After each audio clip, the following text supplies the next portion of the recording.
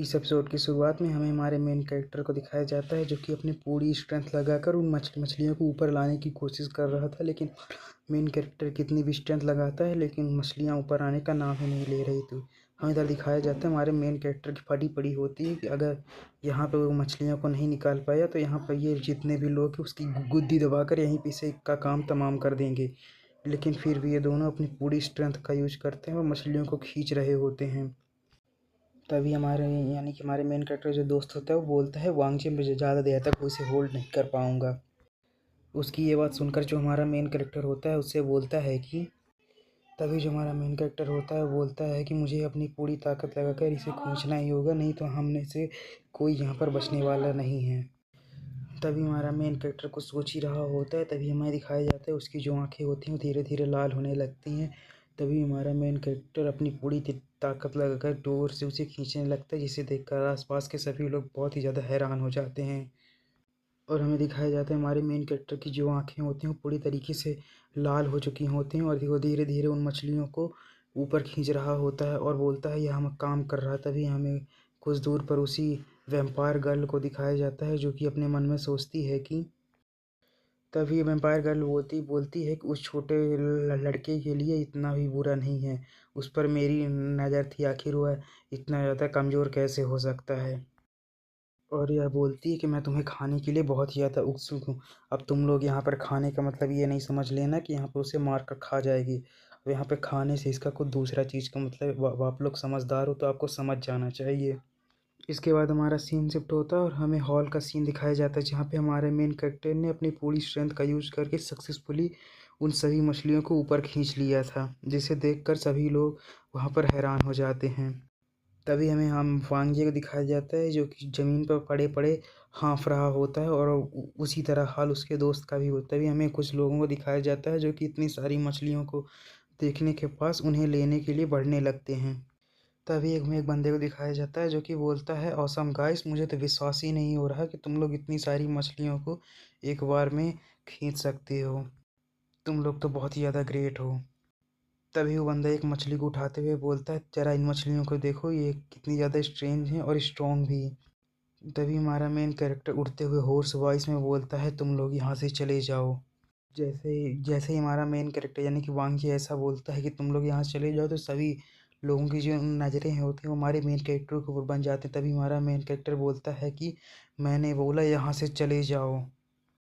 तभी हंसते हुए वो बंदे बोलते हैं कि यंग मैन, तुम्हें इतने ज़्यादा एरोगेंट होने की ज़रूरत नहीं है। जब सारी मछलियाँ तुमने ही पकड़ ली तो आखिर हम कौन सी मछलियों को पकड़ लेंगे, तो इसीलिए हम तुम्हारी मछलियाँ ले रहे हैं। तभी वो बंदा बोलता है कि जब तुमने ही सभी मछलियाँ पकड़ ली तो हम कहाँ जाएंगे, इसीलिए मैं कह रहा हूँ कि तुम लोग हमें सभी के साथ थोड़ी थोड़ी मछलियाँ बांट लो, ये तुम्हारे लिए अच्छा रहेगा। वैसे भी तुम्हारे पास बहुत सारी मछलियाँ हैं, तुम्हें टेस्ट पास करने के लिए केवल एक ही फ़िश की ज़रूरत है, तो तुम और मछलियाँ हमें दे सकते हो। तभी जो और भी लोग होते हैं आसपास वो भी बोलने लगते हैं कि हाँ तुम सही कह रहे हो, इसे ये मछलियाँ हमें दे दे देनी चाहिए। तभी जो उसका वांगजे का दोस्त जेजे होता है वह उठते हुए बोलता है कि तुम लोग कैसी बातें कर रहे हो, इसे हमने पकड़ने में लगभग अपनी जान ही खो दी थी और अब हमने जब इन्हें पकड़ लिया तो तुम लोग हमसे रॉब करने की कोशिश कर रहे हो। तभी जो हमारा मेन कैरेक्टर वांगजी होता है बोलता है कि हाँ तुम सही कर रहे हो, ये हमें से सच में इन मछलियों को लूटने की कोशिश कर रहे हैं। तभी हमारा मेन कैरेक्टर की किसी तरह उठते हुए बोलता है कि हाँ तुम सही कह रहे हो, ये हमसे रॉब करने की कोशिश कर रहे हैं, लेकिन अभी ने इन्होंने तक अपनी मन पूरी तरीके से नहीं बनाया है कि ये हमसे रॉब करने की कोशिश करेंगे। तभी हमारा मेन कैरेक्टर बोलता है वे बस कन्फर्म करना चाहते हैं कि वो मुझे हरा सकते हैं नहीं हैं या नहीं। जैसे उन्हें लगे कि वो लोग मुझे हरा सकते हैं तो तुरंत हमें मारकर हमसे वो मछलियाँ छीन लेंगे। वे सब इन सब चीज़ों को करने में अभी हेजिटेट कर रहे हैं। और हमारा मेन कैरेक्टर उसे बताता है कि वैसे भी ये सब चीज़ें रूल्स के अंदर आती हैं तो उन्हें इसमें कोई रोकेगा भी नहीं कि वो लोग हमसे इन चीज़ों को छीन नहीं सकते हैं। तभी जो जे होता है वो हमारे मेन कैरेक्टर वांगजी से पूछता है क्या वो इसके लिए किसी को मार भी सकते हैं। तुम्हारा मेन कैरेक्टर बोलता है कि हाँ वे इसे चीज़ें के लिए किसी को मार भी सकते हैं।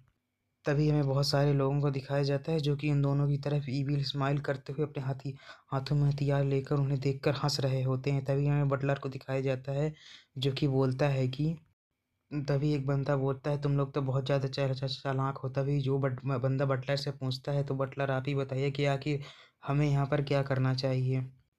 क्या हम इन्हें मारकर इनकी जो फीसेस हैं उससे ले सकते हैं? तभी हमें बटलर को दिखाया जाता है, जो कि बोलता है, तुम लोग ये सोल एरिना जो है ये बहुत ही ज़्यादा शांतिपूर्ण गेम है, इसीलिए तुम लोग इसमें खून खराबा नहीं कर सकते। और इसी बंदे के सामने कुछ समय पहले एक बंदे ने एक को मार दिया था। अब ये बोल रहा है यहाँ पर खून खराबा बिल्कुल नहीं कर पाते। इस ऑथर को तो कुछ समझ में नहीं आ रहा कि आखिर ये गधा करना क्या चाहता है। तभी वो हमारा मेन कैरेक्टर की तरफ उँगली करते हुए बोलता है, लेकिन मिस्टर जेंटलमैन यानी वांगजे के पास बहुत सारे शिकार हैं, तो ये ह्यूमैनिटी के खातिर अपने कुछ शिकार किसी दूसरे को दे सकते हैं। और मिस्टर वांगजे अगर ऐसा नहीं करते हैं तो वे आगे चलकर सभी के टारगेट बन सकते हैं।